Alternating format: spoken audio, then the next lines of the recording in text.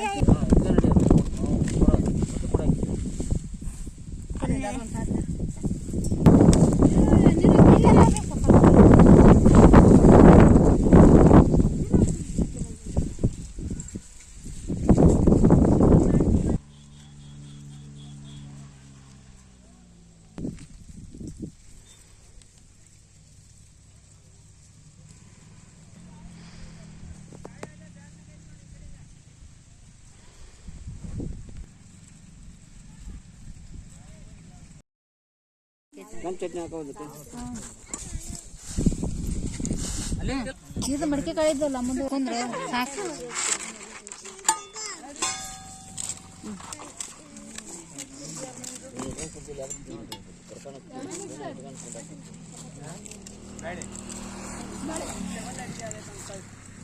ಬ್ಯಾಳೆ ಕೊಡು, ಬ್ಯಾಳೆ ಅಂತ ಕೊಡು. ಸಜ್ಜಿ ತೊಗರಿ ಬೇಳೆ ಎಷ್ಟಾರಿ ಅದಕ್ಕೆ ಏನೋ ಮಾಡಿದ್ಯಾ ಭಾಳ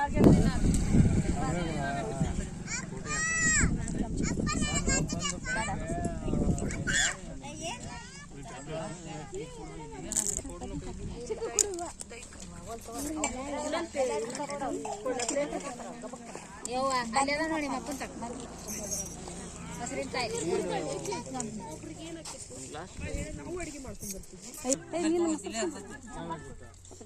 ಅಲ್ಲಿ ಮಸಾಲೆ ಚಟ್ನಿ ಹಾಕ್ಸಂತೀವಿ ಬಿಡು.